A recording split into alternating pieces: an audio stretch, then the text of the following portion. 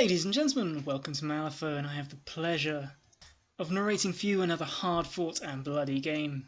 This time the nephilim face off against Insidiously Mad's Zoraida. My first time facing this master, and it's amazing that after, 36 games? I'm still telling you that yet again I'm a little bit unfamiliar with what she does. You've just got to admire the variety in this game sometimes. For terrain, we've got some forests, some Height 1 severe terrain, some ruinous walls, and an impassable but climbable rock thing. I lost the deployment flip and set up my dudes like so. Terratot, Cherub, Young Nephilim, Lilith, with Beck and Malifaux, Rapid Growth and Living Blade, because what was I thinking? Young Nephilim, Mature Nephilim, Terratot, and Barbarous, who's all the way out here, because he's got Fear's Given Form. Looking at my opponent, he's adopted a spread out formation. Over in the corner to my left, we've got a Rooster Rider, a Doppelganger, and Nakima, with 1,000 faces and Malifaux provides. And on the other side of the forest, this Cherub is actually proxying as a Will-o'-the-Wisp. Zoraida, with Animal Shape and Hex Bag. Call it a hunch, but I think I can guess one of his schemes. Iggy, with Depression. And another chicken, because 2 eggs are better than 1. The plan. My opponent completely stuffed me in our last match, and cards on the table, he's just a better player than I am. But the Nephilim are determined to leave this table with their heads held high. So I'm going to play for 10 and not really worry too much about denying the schemes that he's trying to run. So my first thought on looking at the table was to deploy my models more or less in the centre to give me options to move out to wherever I need to be, because my crew is quite fast. I was going to play the Terratots wide on the flanks, kind of how he's got his Rooster Riders. But deploying first meant I ended up choosing to clump up a little bit more than otherwise intended, just to disguise the direction I might go in. My plan is pretty simple. I'm going to get Lilith to get into the backfield of the board and drop tons of scheme markers. He's got Nakima and Doppelganger over this side, which means that I'm going this side. And this giant piece of blocking terrain will be quite handy to slip around through without getting locked down in engagement, because I need Lilith healthy. The rest of the Nephilim are going to congregate around these markers. I may not be too familiar with this crew, but I know this guy, and I know that all kinds of death is about to hit my poor Nephilim. But I'm hopeful that mustering my power in this one particular spot will allow me to cling on to those markers till the end of the game. And the plan will be to tangle Shadow's Barbarous up to the midline in the first turn so that he can at least flip one of the markers to get me started off. This Terratot is just going to be playing a holding row. I don't know if he's got, I don't know that he hasn't gone for the same schemes as I have. So having someone just covering some part of the backfield could be useful, but the main idea is to have him just lurking around here so that if he leaves any of these markers untended to come and face my force, he's going to risk having his squat markers fairly thieved from him. So yeah, that's pretty much it. Let's get stuck in. Turn 1. Rooster Rider claims this squat marker right off the bat. They're so fast. Seeing what they can do, this Terratot sprints up and stands by this marker. The other Rooster Rider comes up and patiently waits its opportunity to spread mayhem next turn. I just flutter out the young Nephilim, and what he's doing here is he's playing a kind of, again, a holding role. He's threatening a charge on anyone that comes up to try to grab these markers, without being in range of Nakima or Iggy. I mean, if Zoraida obeys them twice, then they could get to him, but then whichever model does that will be a little bit too vulnerable. Ultimately, I'm trying to delay giving away which side I'm going to commit to. We progress. So Zoraida has obeyed Nakima up, and Nakima has gone and claimed that squat marker. Zoraida obeyed Iggy up as well, so he's there. The Will-o'-Wisp has summoned a voodoo doll. Doppelganger's hanging back a bit, not quite sure why she's being that conservative. And I'm starting to swing my Nephilim around over into the area I'm going to hold. The Terratot over here has moved up and gone defensive. It's now within sprint range of at least this marker, and defensive will help it if he wants to bring something out to come deal with it and basically just soak up his time.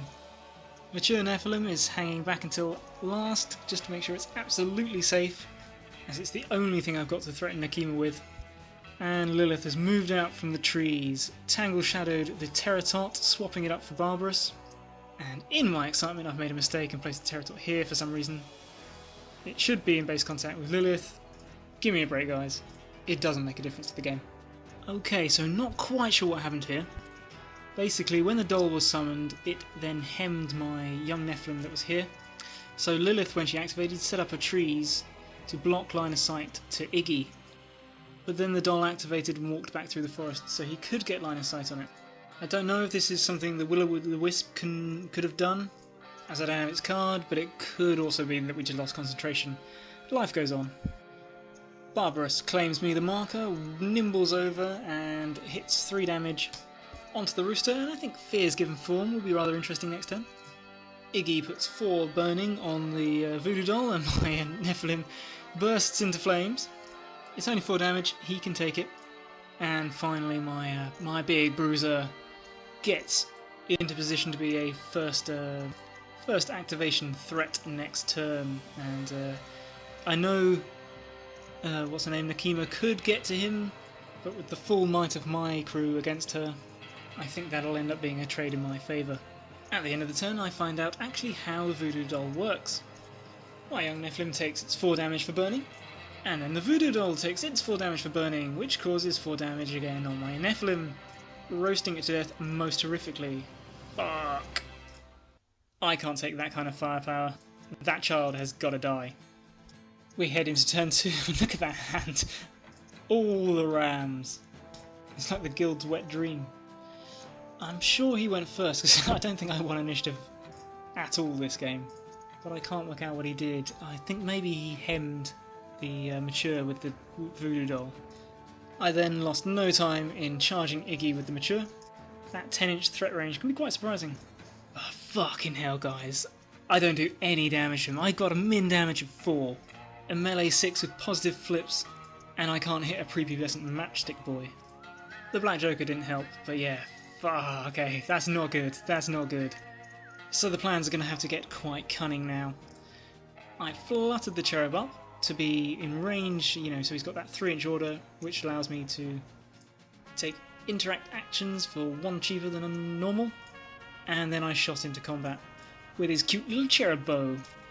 It hasn't escaped my notice that the mature is going to take quite a lot of heat this turn, so I don't particularly care that I have to randomise and might potentially hit it, because whatever I hit is going to get pushed. So if I hit my mature, I'm going to push him up to be within black blood range of both Zoraida and Iggy, and any one of them will be pushed towards him if I hit them.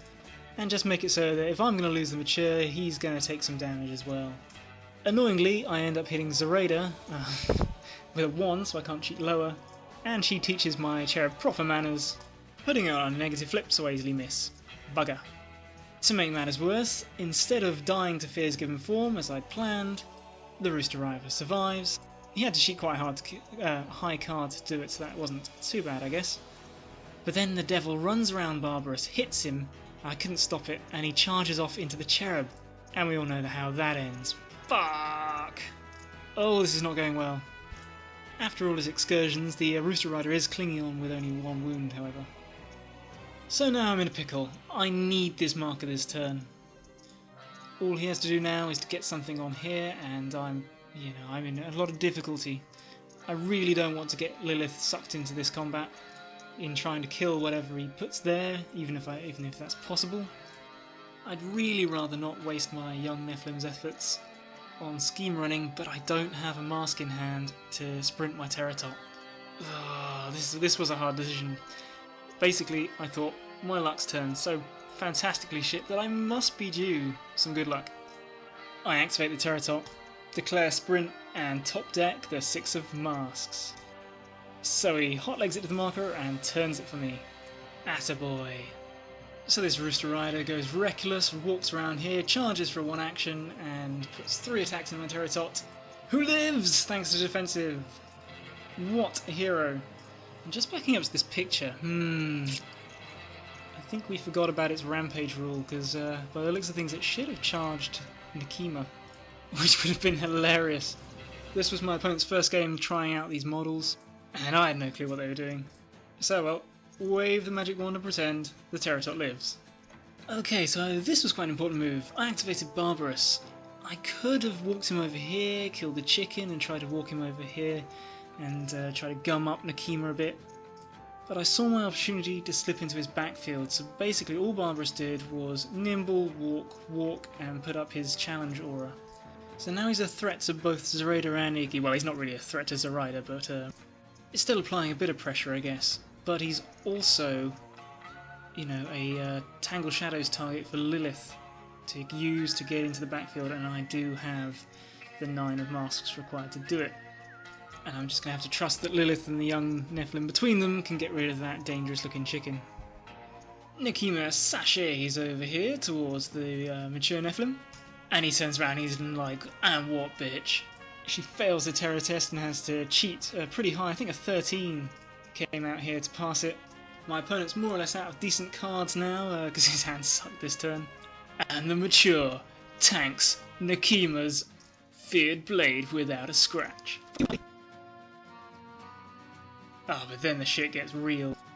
I should mention that Nekima swapped out her, I think it's the 1000 Faces upgrade for Fear's Given Form. He was jealous of Barbarous, and so Insidiously Mad got Nekima to copy his cool look. Well, it turned out my young Nephilim was in range to charge her. And this guy is such a badass. He doesn't care. He charges headlong into the scariest henchman in the game. And frickin' hoof kicks her in the ovaries, flushing her out like an enema, and pushing her 4 inches back to be within 1 inch of the Will-o'-the-Wisp, Zoraida and Iggy. The damage bled onto the, what's it called, Voodoo Doll, which killed it and did another damage on my mature, but that was all part of the plan. No more voodoo damage for me. And that was just freaking fantastic. What a dude. Iggy then goes, failing his Fear's Given Form against Nekima. Mwahaha. Incites Barbarous and somehow pulls tomes out of his sphincter and puts burning 7 on my mature. Holy shit. 2 of that burning was me failing my attacks against him earlier. So mad at that. But to calm myself, Lilith springs into action. She walks over here, smacks down the Rooster Rider with all the positives from her Living Blade, and then casts Wicked Vines on Nekima, black-blooding everyone around her. Mwahaha, I'm having so much fun that I forgot to move my forests, which I could have used to block Nekima's line of sight engagement or something. The Will-o'-the-Wisp activates and dies. Mwahaha! And then the Pterotot focuses and kills the Rooster Rider. We joked about this at the start of the game, and it happened. So now I'm still threatening his markers over this side. This turn has swung back and forth so much, and at this point I was thinking the game now hinges on this next initiative flip, and that's not looking good for me considering he's got the doppelganger and has incited Barbarous. The incited Barbarous is actually not too bad. I'm not worried about that. He's the one I'm going to go first with anyway, getting him in here with Fear's Given Form on everybody, knocking Iggy into Black Blood range or something, or and putting up the challenge. I think the better target would have been the Pterotot, but this is still pretty tense. Turn 4, well, I mean, it could be worse. I've got a 9 of masks, that's important. We flip initiative, he wins and decides not to cheat. I stone! And get, I think it was a 6, so we draw and have to reflip. I think I win and then he cheats. That was really exciting. So Nekima goes. She activates her healing ability, or whatever that Malifaux provides upgrade is, and tears my mature to shreds. It looks like it's all over, but then the young Nephilim can't charge because he's still engaged with Nekima, hops up and swats down Iggy, gobbling him up and growing into another mature. Back in the game, score 1 for rapid growth. Zoraida didn't see that one coming. She obeys Nekima to kill the Pterotot and then skips out of town, transforming into a raven or something to go hang out over here. Looks like Barbarous nimbled up, dropped a ski marker and then ran back to support my new mature, throwing up his challenge bubble again. And since Lilith is going to get into this zone this turn, I need people back here to protect my property. Doppelganger copies the mature and then charges the Terratot, who goes down, having done his job well. And we end the turn with Lilith tangling up to Barbarous, walking up, dropping a ski marker and setting up her trees, because the lady needs privacy in the forest. We go into turn 4, I might have misspoke last turn. This is turn 4 and that's the hand I want. I'm stoning for cards now and it's paying off. Zoraida's team goes first again, and Nekima swats down her second mature of the match. A well-earned reputation she has there. However, it takes all her AP to do it, and so my markers are safe. Safe enough for Barbarous to nimble, walk, and then claim this as his own. And I'm making sure to cover the whole marker with my base, so no evil doppelgangers can stroll up and take them from me.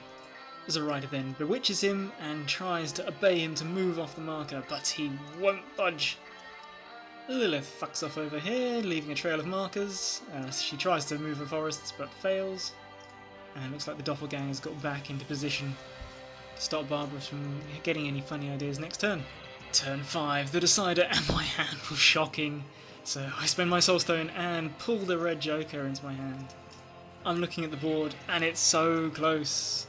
All he's got to do is get rid of 2 markers and he wins, because he's been scoring every turn for Nekima with Show of Force, and yeah, we all know what Zoraida's up to. Insidiously Mad wins the initiative again and makes me go first. Not often that happens. So Lilith walks up, tries to Wicked Vines the doppelganger but can't do it. I actually probably should have used the red joker, because if she can't move, there'd be no way for him to deny my scheme this turn, I don't think. Or something my opponent also thought of was that I could have Wicked Vines Barbarous to prevent him from being moved by Zoraida's Obey, which would probably have been the most reliable option. As it is, I failed to stop the doppelganger, so walked back to safety and dropped another marker just for extra surety. Nekima activates and claims this marker, and now it's all down to this. Zoraida activates. She's got one action to obey Barbarous off the marker so the doppelganger can go get it. We flip. The Swamp Witch's magic is strong, but Barbarous's will to serve his lady is unbending. Zoraida reveals the 12 of masks for a 19, but fate has wriggled from her grasp and stands with Barbarous as he plays the red joker. Thwarted, the hag uses her animal shape to teleport across into my deployment zone through the swamp. With one last ditch effort, the doppelganger walks over here, mimics Nekima's attack. If she can damage Barbarous with the red joker, and I fluff my soulstone, she could steal the game with this last effort, but it's not to be. And although I think she does hit, it's not enough to budge Lilith's stalwart champion. And that, my friends, is the game. Holy shit, that was fun. Zoraida scored 4 points for Squatters' Rights, 3 points for Show of Force, and 3 points for Undercover Entourage. Lilith's Nephilim scored 4 points for Squatters' Rights, 3 points for Breakthrough, and 3 points for Undercover Entourage, making this game a 10-10 draw. And oh my goodness, I need to lie down. So back and forth. The second turn, it was being snatched away from me, only to be clawed back. Third turn, snatched away again, only to be clawed back. So much fun. In the end, I guess the plan worked. Barbarous holding on to my gains by the skin of his teeth, and Lilith sweeping through the backfield. But man, Nekima hits like a ton of bricks. And that upgrade helping her to heal even more. And the other one, getting her to switch in and out upgrades for Fear's Given Form or Mimic's Blessing, that's just so good. That's a really good combination. I need to find a way to afford to fit her in my list. I probably should have tried to push her out of the centre circle so she couldn't score. But I needed to spend every resource just holding her down and stop her from taking the squat markers away from me. My opponent, in my opinion, made a few more mistakes than he normally does, and I think that's because he's just starting to test out this crew and get a feel for it, but even so, he's still hard as nails to beat. But for a single card duel, this game would have been his, and I will settle with a draw most happily. Anyway, I hope you guys enjoyed this somewhere near as much as I did. Nephilim rule, peace out.